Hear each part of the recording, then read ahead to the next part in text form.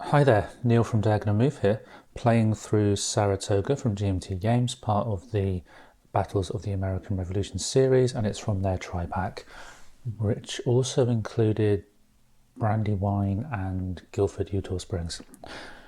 The game so far has predominantly revolved around a giant traffic jam just here on the River Road, where stacking limits are causing problems for the British as they try and coordinate their way down towards the Bemis Heights and the area around here where the Americans are fortified at the moment. That's the position the British really need to try and take.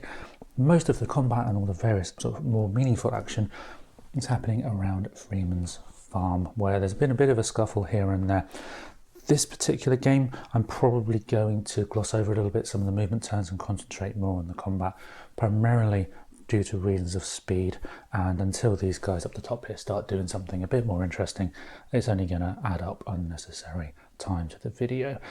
So starting straight away then with the initiative, just a quick reminder that the Americans did grab a couple of momentum chits, so they have potential to re-roll the die at various points if they need to. No such luck for the British currently. Morale, one final thing before we jump into the turn. Morale is still normal for both sides, but the Americans are currently on 15, whereas the British are wavering around 11, so they're not far off becoming fatigued rather than wavering the morale status in the game. Okay, rolling the die for the initiative. We have a 5 and a 0. I think as the British player I will be quite happy with that as the British, but as the American player I am going to spend one of those momentum tokens to re-roll my die. And we have a 7. That is now American initiative. Cool. Movement for the Americans, I will just show you very quickly. We're going to have the rifle unit here of Morgan is going to come 1, 2, and then 3 to sit with Dearborn. Arnold's group will also come along and they will go to probably there. They're relatively weak, but we can always get another unit to join them. We will do that with the 2nd New Hampshire's going 1.5 and then 2.5. So we now have a reasonably decent number of units in and around Freeman's Farm, although there is that additional risk of being both in clear terrain, so in zones of control, and also there's the cannon there and there they need to contend with in the artillery phase. But we will worry about that in a moment. That's probably not a very sensible tactical thing to suggest, worrying about artillery after we've moved into firing range, but for now we will take it that's what we'll do.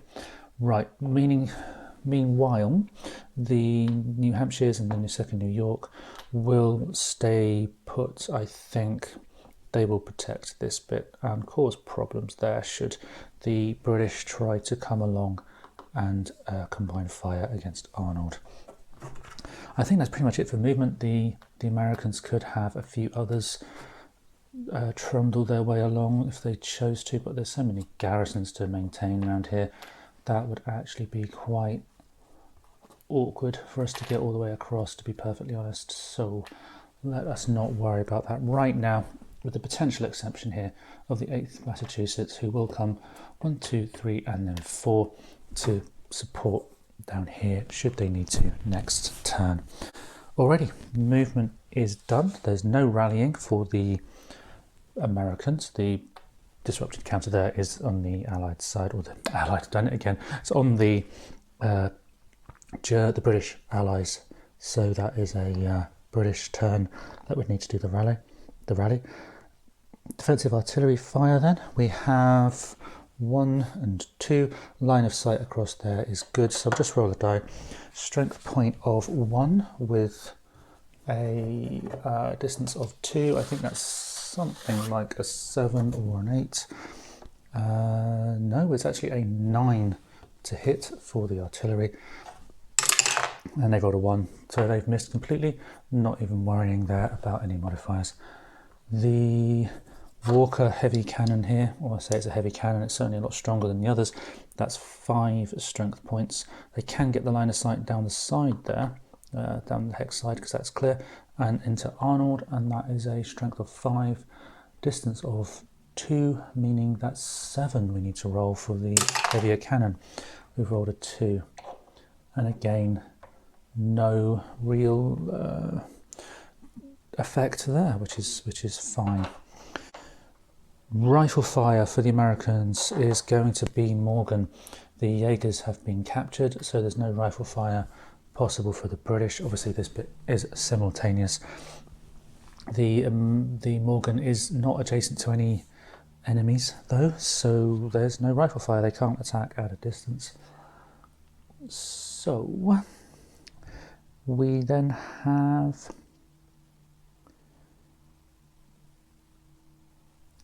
close combat, if there is any. Yeah, close combat is just the section here, which is Arnold, the 2nd New Hampshires, the 9th Massachusetts versus the Fraser's Rangers and the reduced Earl of Belcars. Let's have a quick look then. What will we do? I think for the Americans, we have the leader and we have the open flank. So I think what we'll do is, what shall we do? That is an excellent question, isn't it?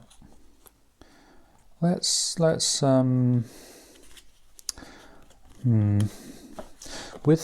with the leader and the open flank, we have all of these available, not just any selection. So trying to work out exactly which one is best is quite tricky. It's some sort of, there's a system to it, I'm sure, then currently the nuances are completely escaping me. But I think what we'll do, let's commit, shall we? Let's commit reserve. That's something we need a leader for, but we'll commit reserve. Let's just, make an effort. Not sure if that is actually what that relates to, but there you go. And I think overall with these cards, I think that's something that would really help me to really understand how best to play them, is if I had some sort of description or sense of what they represented historically. There's nothing like that in the rule books or the scenario book as far as I can tell. It's this weird abstract card play at the moment, which isn't selling itself to me as a solo player, but that's for a review video later on. But first we need to do the rolling for engaging without a leader. Withdrawal is possible. So using this solo assistant here, we roll the 8-sided die. Odds though are 1 to 1. Well, it's actually 3 to 2, but we round in favour of the defenders. No, actually 3 to 2. I think that is actually a dedicated entry on the chart, so I don't think we do any rounding. Yes, it is. So it's 3 to 2. Okay, rolling the die. That's a 2, which is a withdraw. So that is probably quite sensible there, that they will withdraw the Earl of Belcars. Now commit reserve tactic with the Earl of Belcars will mean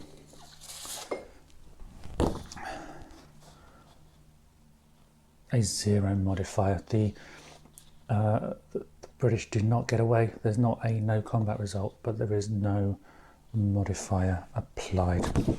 Okay, that's cool. So that's what we need to do then, is roll that combat die and adjust them by the modifiers. Okay, so that's a 7. We are using the 9th Massachusetts as the lead unit, so that's a +1, so that moves up to 8 as a modified DRM. We then add on 2 for Arnold, that's a 10. Well, for now we'll use 0 as a 10, it's not actually a 10, but we'll use it for now. We do have a defending, no, we don't have a defending rifle unit, we have light infantry, so that's not applicable. There's no dragoons, militias doesn't apply, I'm not surrounded. Okay, that is the final result for the DRM with the attacking modifiers applied, that's a 10. We deduct then the modifiers here. Fraser's Rangers will be the lead unit, so it drops it down to a 9 for the morale. No attacking unit as a rifle unit, no creeks, no fieldworks, no slopehex sides, not surrounded. Okay, so that is a 9. Wow, that's going to be pretty punishing for the British, a 9 on a 3-2. And so that results in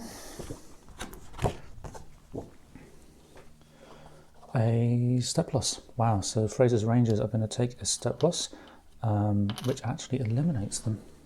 I believe, but I'm not 100% sure, but I believe the remaining unit must do a morale check. Yep, they do. So a 5 for the Earl of Balcarres. Having taken that step loss, we do need to adjust the modifier.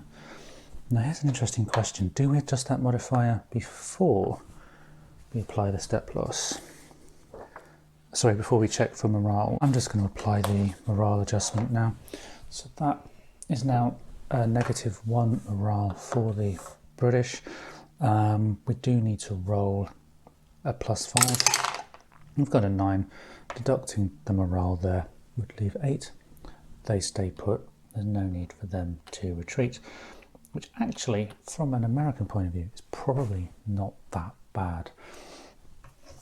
Okay, that's all the combat. There's no further combat. There's no advance after combat. And I think we are done as the American turn. So let's jump to the British turn. This is where I'm going to not worry too much about showing the movement. So I'll probably cut and come back in just a sec. Okay, come back with the British movement done. There's been a bit of shuffling around here.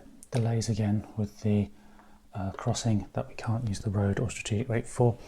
Some artillery have moved up to join Burgoyne just there. The Navy are hovering in this general region due to the potential to need to defend the landing zone, essentially, for where the Americans can claim automatic victory. So they're sort of hovering around there in defence. The Germans have moved forward along the road using the road rate to come and join this fight here outside Freeman's Farm, which is rapidly now becoming very one-sided in terms of numbers, with this huge array of forces against what is now 3 small stacks of Americans. The militia here have moved back to try and take some fire onto these guys, along with this unit probably. We then have a joint attack here, probably here, onto Morgan, and then these two can also join. But what we have done by doing that is we've stopped any line of sight, so the artillery now can't fire. They're moving in for an infantry attack on the units that are around Freeman's Farm. Okay, movement done. The next phase is rally.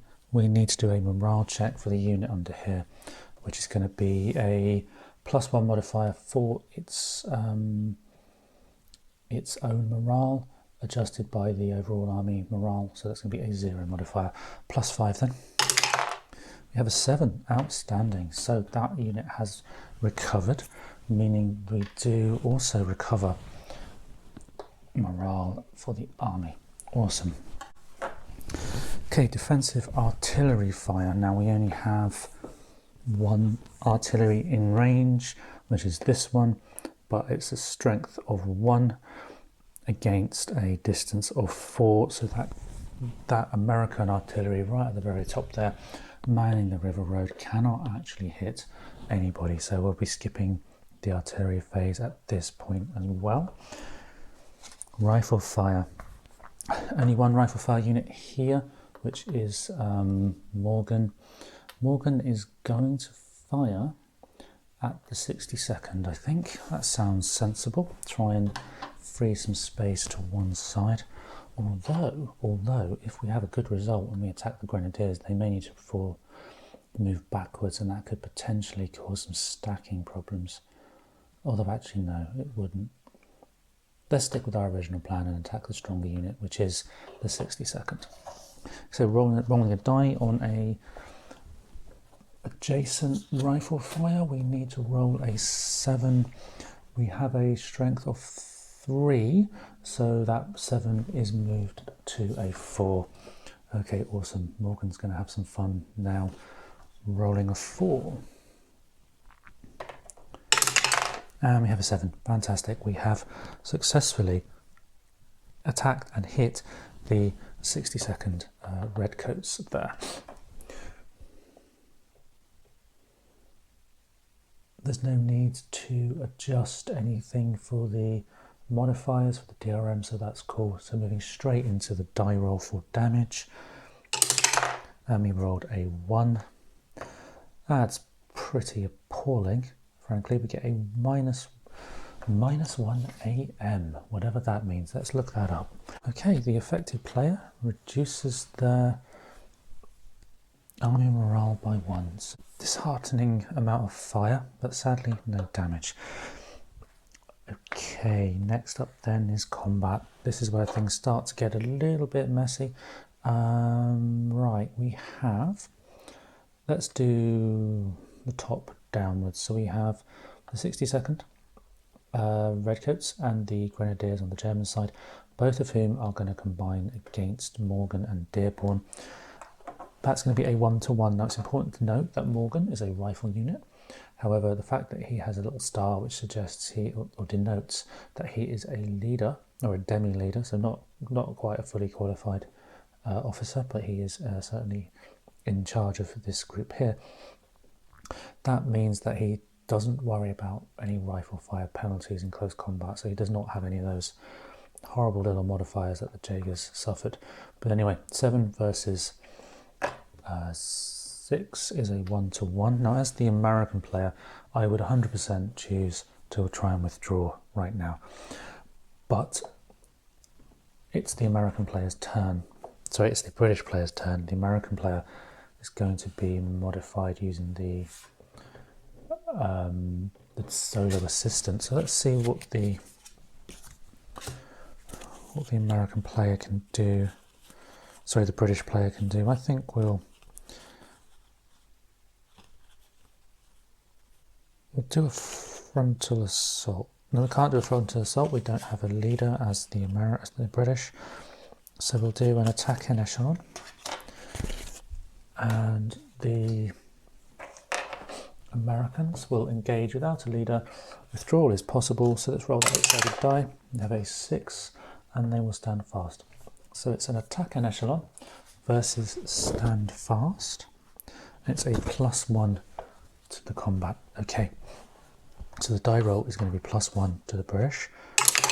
And we have a 2, that's modified up to 3 for the tactics chit. We then add on the lead unit. I keep forgetting to do this. I automatically apply the unit with the higher morale as the lead unit, but I keep forgetting to say, so the grenadiers of the lead unit, they modify the combat by +2. There's no leader. We don't worry about the fact that there's a defending rifle unit because it's Morgan stacked with Dearborn. Nothing else is applicable. So we move to the defenders, lead unit being Morgan. I've done it again with the whole not saying who the lead units are. But anyway, that reduces it back down to 3. There's no leaders, no rifle units attacking, nothing else applicable. So we have a 3 on a 1-to-1, which is a disrupted attacker. Oh dear, that's horrible. Okay, disrupted attacker.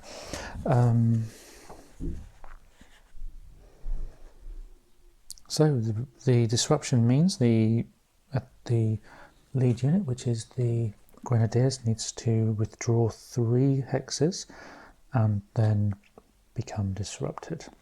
Of course, we have to make sure we don't withdraw into any kind of overstacked area, so we cannot withdraw where Von Ryserdal is. We cannot withdraw through the Grenadiers. We cannot withdraw into a zone of control. Also, there was overstacking there, and it's the wrong priority direction. So the only way we can withdraw is back through the militia. 1, 2, and then 3, and then they become disrupted.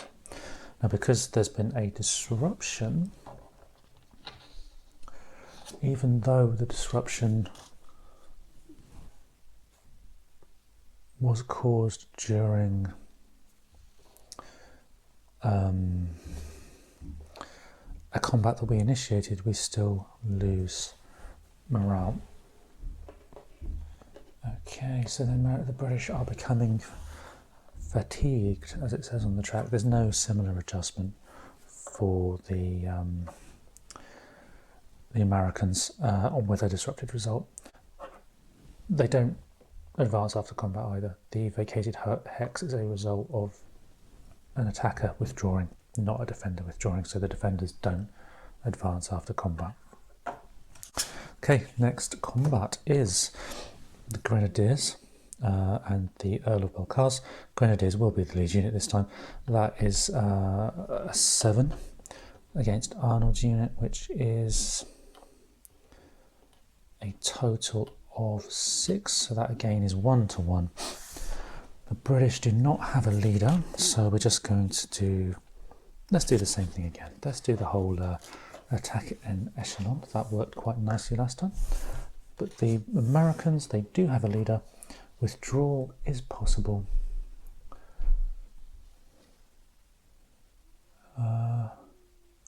So we roll a d6. It's a 5. They will also attack an echelon. So attack an echelon versus an attack on echelon is a 0 modifier. Okay, no problem at all. Rolling the die. That's a 7, no modifier for the tactics. We do have a +2 for the Grenadiers morale, but that is modified by a -1 in its own right, so that would now be actually be an 8. And then no leaders, no rifle units, nothing disrupted or shattered, etc, etc, etc. So that's the final result after attacker modifiers. Defender modifiers now reduce by the morale of the lead unit, which I forgot to say, but we'll use the 9th Massachusetts, so that will drop it down to 7. We then reduce it by the leadership of Arnold, which drops it down to 5. And then nothing else is applicable. There's no terrain or anything like that. So it's a 5 on a 1-1, and a 5 on a 1-1 is pinned. Okay, so what pin means is essentially they're engaged in combat. And I believe we pin in the direction of the lead units. So those units there are pinned. To break the pin, you have to either engage in combat next turn, or you have to break the pin and suffer a morale loss, is the general gist. But we'll worry about that next turn when we come across what we have to do with any pin results. Last combat of the turn then is the New Yorkers and the New Hampshires against the 24th Redcoats and a bunch of militia. The 24th Redcoats will be the lead unit for the British. The New Yorkers will be the lead unit for the Americans. And we will just roll a die. Okay, that is a 2. The British will attack. No, let's stand fast as the British. And the Americans do not have a leader, so it's a d8. And they've rolled a 6, which is stand fast. So both units are going to stand fast. No modifiers to the die roll. So then we just modify everything else. We rolled a 2, I believe. No, we didn't. It's a 0. That's even worse. Modified to a +1.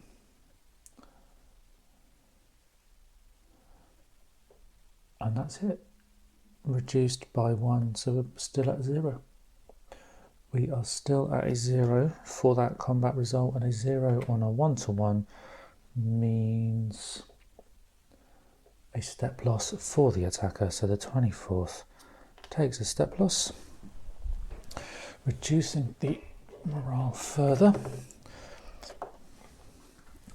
And then I believe we have to withdraw. Am I reading that correctly? No, we don't withdraw, but we do take that step loss and adjust the morale. Okay, cool. Combat then is over. The turn is over. There's been no progress towards the automatic VP hexes here and there.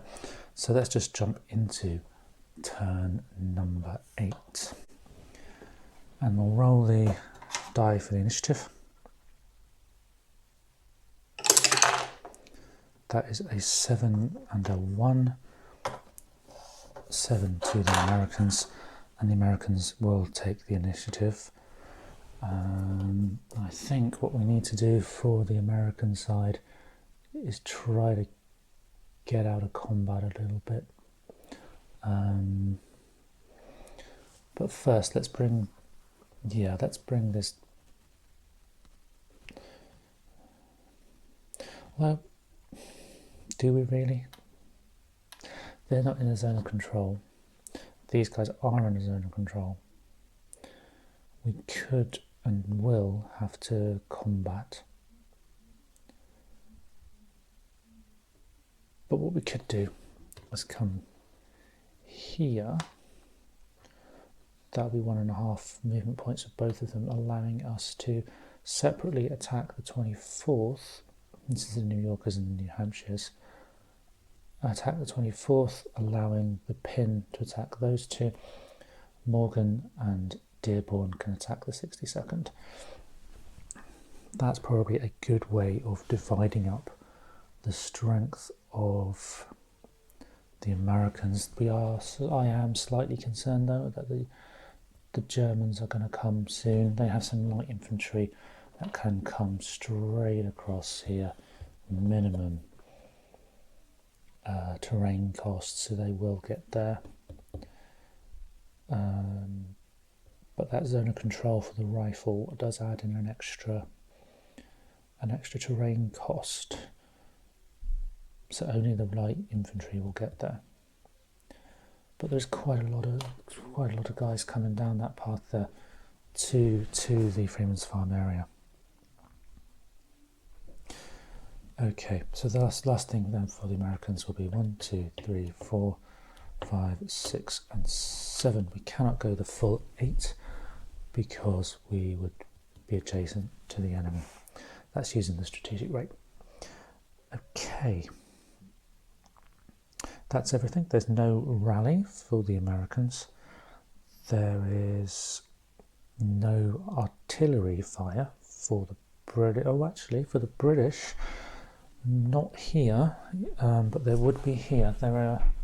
Have a 2 on a 2 at a distance of 4. That's a strength of 2 at a distance of 4 is a 8+, which they failed to do. Okay, so rifle fire.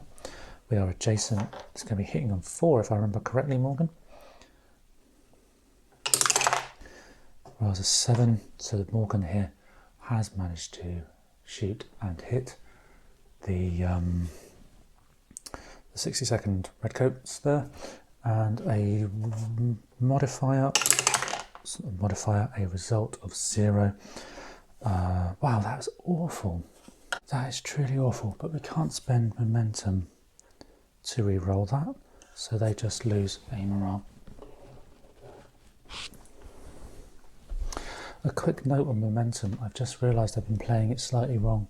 When you roll the initiative, you need to then choose how many to spend in order to add a 2 essentially to the roll. So potentially the Americans shouldn't have gone first last time. I can't quite remember, but the momentum is re-roll a close combat, add 2 if you spend the most morale momentum tokens when doing the initiative, or spend a certain number to dictate the player order. That's how it works. But I've just been re-rolling, so that's probably an inaccurate reflection of what you do a few moments ago, earlier on in this video. But we won't worry about it for now. I will note that for next time. I think that's another one of those one player versus two player things where the nuance there has escaped me slightly. But let's keep going with this turn. The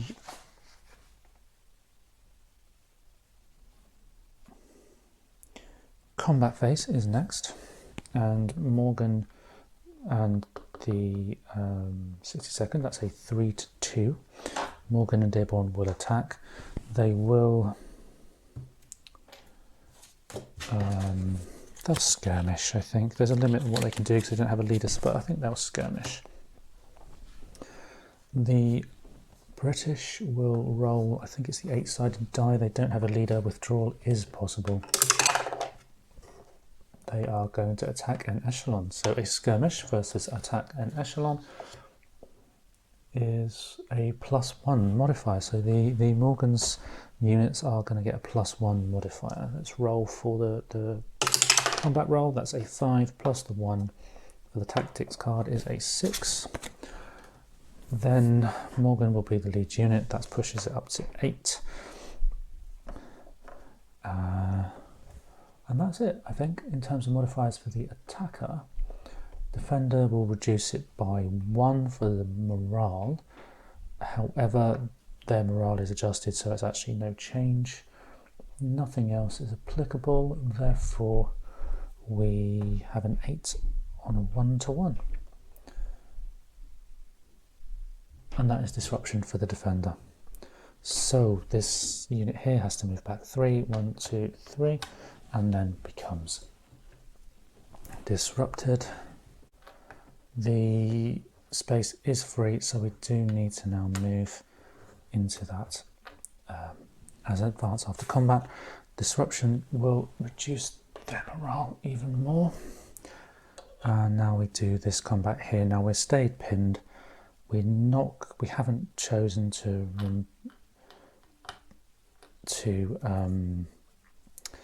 break that pin, so we're just going to combat as normal.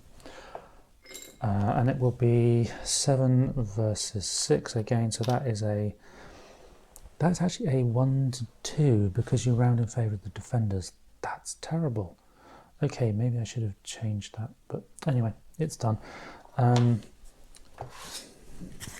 So with that in mind, it might be sensible to actually do a withdraw as the Americans. Let's do that. Let's withdraw as the Americans. And then we roll the die, and it's going to be a the 8-sided die again on the without leader table. Grenadiers will be the lead unit. That is a 2.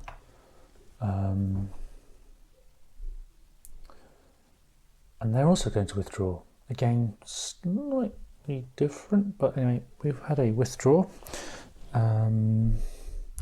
meaning these guys will come back and they will move into that position there. There's no combat. Finally, the New Yorkers against the 6th here, which is 5 versus 2, so that's 2-to-1. And then we will roll the die, which is a 0. Pretty diabolical. The 2nd New Yorkers are the lead unit. They are also going to withdraw. No, well, it's 2-to-1, but with a dreadful die roll. So yeah, they're going to withdraw. The Americans, the British will roll that 8-sided die, and they roll a 7, so they will attack an echelon. Now attack an echelon as a defender with a withdraw is a -1 to the die roll. Wow, we're on -1. But we'll adjust it by 1, bringing it back to 0 for the morale. There's nothing else applicable. Eek. they actually lose, they add one because the morale is actually a negative number with the morale track. So that's going to be a 1 on a 2-to-1. That's still pretty appalling from an American point of view. And then that's it, there's no further modifiers, but a 1 on a 2-to-1 does mean it's a disruption for the attacker. Ouch. Okay, so these guys do come back. 1, 2, 3. They are disrupted, which will lose them a morale point. These guys have to do a morale check, which is a 9. You would plus their modifier, but we won't here. Well, there's no need because we're well above 5, but it does mean that they stay. Ouch, that was not a great combat result for the Americans at all. All right, that is the end of the American turn in turn 8. The British now need to do something. What though? That is an excellent question. Okay, some shuffling of pieces here while I try and work out what the best thing to do for the British is. Part of me wants to bring the artillery forward to try to do some damage to the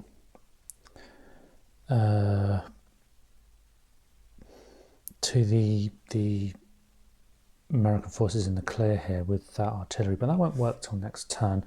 And if we do move here with these American units in a line like that, we're going to have to split our fire between multiple targets, which is going to be really quite tricky because artillery don't support in close combat, and there's a risk that the artillery would get captured this turn if we did that. So we need to use our infantry to try and push these American forces back. Now there's a fair bit of congestion. Everybody here is basically overstacked. If I move too much, I mean the Earl of Balcarres could come with the 24th. That might be what I do first. Everybody else is going to sort of struggle a little bit because we've got to bring these German forces into play. Okay, let's try and just do something. Move the Earl of Balcarres to stack with the 24th. They're both reduced, but they both still are now under that 6-point stacking limit. Walker could actually come with them a little bit, so go 1 and then 2 to join the Grenadiers. Now they're not going to be able to bring that artillery to bear this turn, and they don't contribute to close combat, but that will be pretty powerful next turn. Von Rysdal will stay put because I want to bring some of these other units down here. Okay, so we're going to move the militia, which is 1, well actually it's the Indian units and some militia, 2,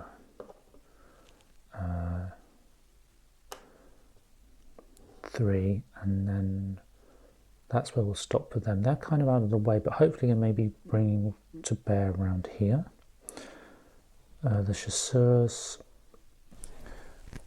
who are fairly weak relative to the units I'm hoping to bring forward, they're just going to come 1 and then 2, sitting with the cannon there.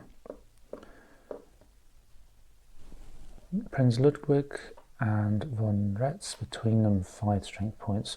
1, 2, 3. They can't actually get there because of the additional zone of control, additional movement for rifle fire zone of control. Okay, so they're going to have to go there just to provide some space.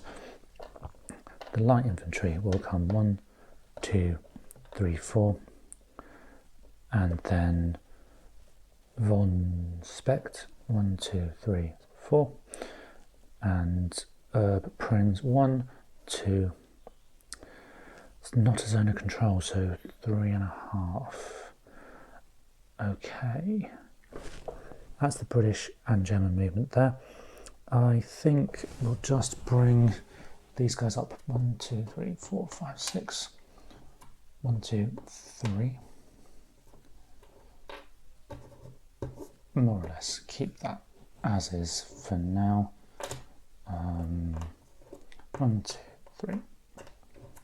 There we go. Just in case we need to do anything with these redcoats here, who are mostly just sort of sat there waiting at the moment. 1, 2, 3. Cool.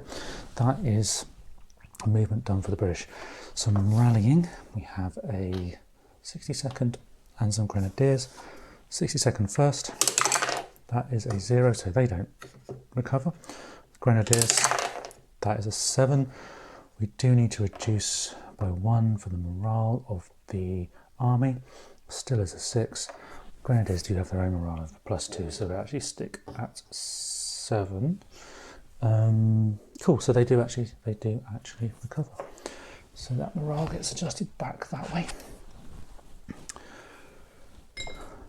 Okay, defensive fire. No defensive fire for artillery on the American side. Rifle fire. Ooh, Morgan. What is Morgan going to do now? Morgan is going to use his rifle fire against the chasseurs. Morgan's just there. The chasseurs are there. It is a 4+. Roll of 5. Light infantry though, which reduces that by 1. And I believe we're still good. Yep, we're still good. Okay. Rolling the die was an 8. That is a disruption for the chasseurs. Wow. They need to reduce now, or to retreat. They can't retreat through zones of control, but that's not a zone of control just there.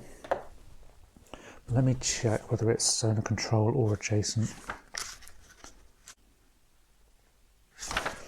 No, it's zone of control, so we're okay. 1, 2, 3. I have to go there.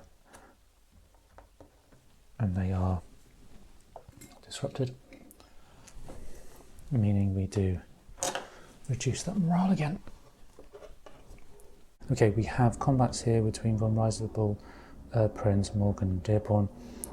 The Grenadiers will fight Arnold Stack, and Earl of Balcarres and 24th will fight against the 1st New Hampshires. Combat then between von Rysselbull and Prinz. It's 11 versus 6, which is 1-1 in favour of the rounding in favour of the defenders. The tactics chits that I've just done have been a withdrawal and a frontal assault, meaning a -2 for the attackers. Rolling the die is a 2. Von Rysselbull and namesake unit underneath, and Prince against Morgan and Dearborn is a 1-1 rounding for the defenders.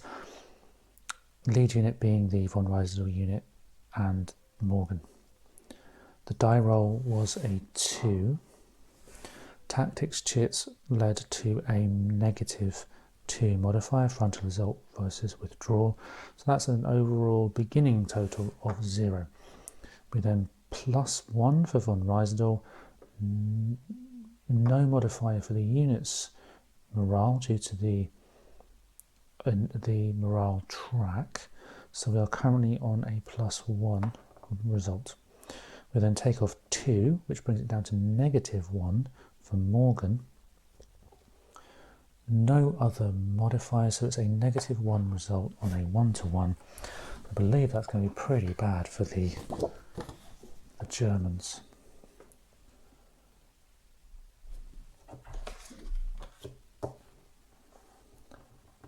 Yeah, that's 1 von Rysselbull is actually killed.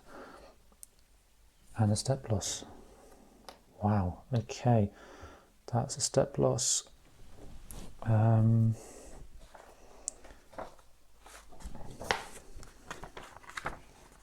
Step loss and loss of a leader.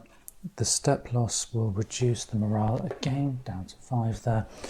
Von Rysselbull's loss, though, does not impact the morale track, as far as I could work out on the exclusive rules when that happened in a previous turn. So that's just going to go over there into the eliminated box. No withdrawal or retreat, but wow, what an awful result for the Germans and the British. there. We have a Walker and the Grenadiers. Walker does not contribute to the combat, so that's a 5 versus a 6, meaning I think as the British, do you know what, I think as the British I want to actually withdraw. I don't want to risk another disastrous result, so let's withdraw. We do have a leader. Withdraw is possible, so this time we will roll a D8 again on the solo assistant. That's a 2, and that's also a withdrawal, so there's no combat. The Arnold's team do have to withdraw. Grenadiers will come forward. Walker will stay where he is. Okay, that's questionable for the British, but at least it's not as disastrous as last time. Final combat for this turn then is the New Hampshire's here, Earl of Belcars on the 24th, 5 against 3, 1-1 because of favouring the defenders, and then we will do those tactics chits. I think we will skirmish as the British. Roll that D8 again for the American. That's a 2, skirmish against a withdrawal. I believe that's a no combat again. Yeah, that's a no combat. So the New Hampshires are going to scurry backwards. These guys are coming forward. Okay, end of the combat. There is no further activity in turn 8. So I believe we will end the turn there, end the video there, and I will see you next time for turn 9.